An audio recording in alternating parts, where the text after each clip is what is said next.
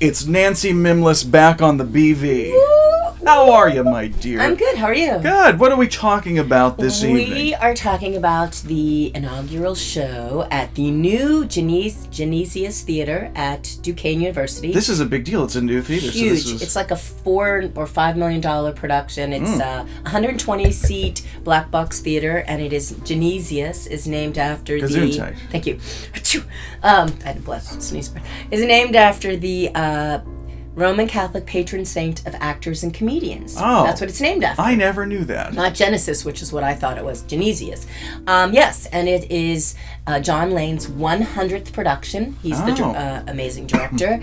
And it is a cast that features, and it runs through October 18th, and it features students, current students, alumni, faculty, and guest artists. So that's kind of a cool first production there. Mm-hmm. It is Arthur Miller's Death of a Salesman, which won a Pulitzer Drama Award.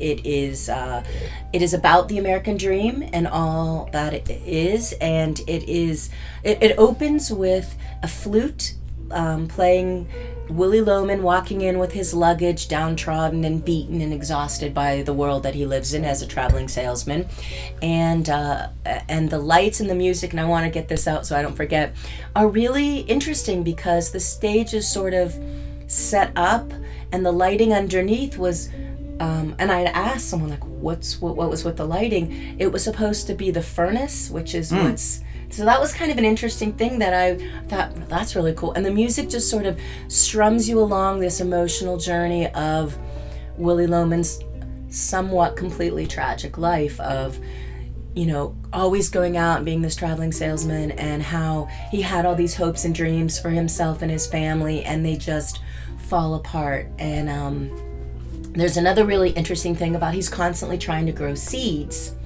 And what kind of seeds? No, like plants. No. What kind of plants? Some sort of, I don't know, vegetables. Let's say vegetables. And how that sort of, and it never works, and it never grows, and that's I know how he thing. feels. I am terrible at keeping plants alive. I kill everything. I can't even put a seed in the ground. I should not even attempt, and I know that to a degree fake house plants are tacky, but they are my only refuge. No, they're great. That's all I can do. He should have had that. I can dust things. I can dust, but I can't grow. Well, he couldn't grow grow either. And it's brilliantly and poignantly played by Mark Yocum. Well, so let me do the faculty. So the faculty are Nancy Bach-Love, who plays Linda, his wife, and Mark Yocum, who's a Duquesne law professor who plays Willie Loman. The sons are played by Nathaniel Yost, who is a student, and Jacob Wadsworth, who plays Bernard, who's also a recent grad, and Jay Keenan is in it, who's been in a million productions. He plays Uncle Ben.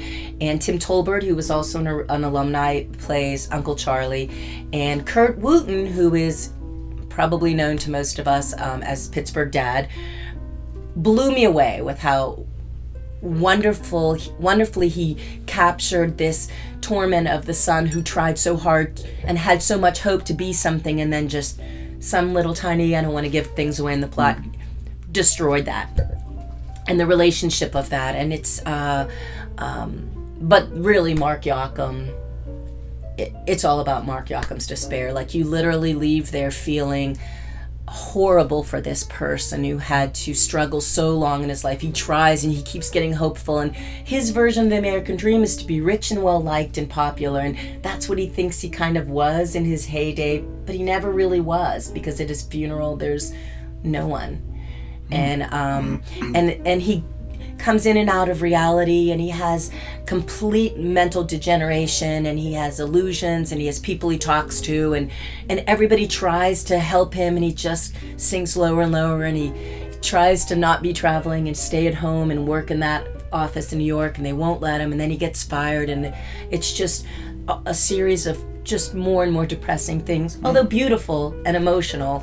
But Mark Yocum carries this show and pulls so much from every other character. And of course, I thought Kurt Wooten blew me away with how you felt every single moment of, please, Dad, I just want to make you feel proud, but I'm just never going to be able to do that. The son's totally a mirror image of him, trying so hard to live that American dream of being happy and being rich and being successful, and just this close to never really getting there.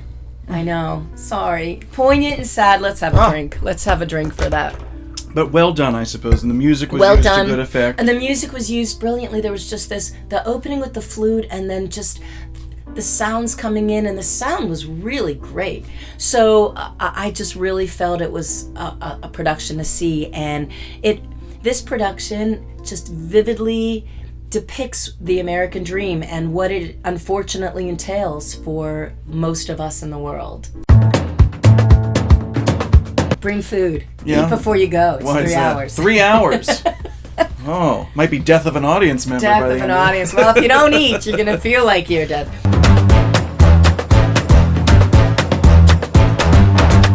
Although we did have drama in the parking garage because we couldn't find we went to the wrong side. It was a sort of very hilarious moment.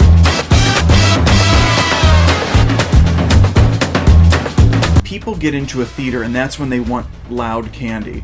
Nowhere else is anybody like jonesing for a little butterscotch, but man, you put somebody into a theater and they've got to just, now's the time. And they do it the whole we have to have time. this little peppermint right No, now.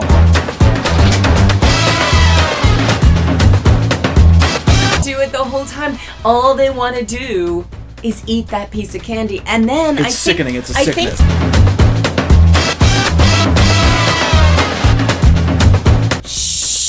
Does nothing. That does nothing. I think they get louder.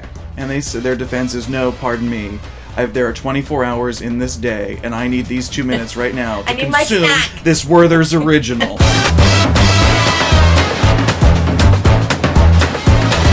An extravaganza of despair. Well, you know how to sell it.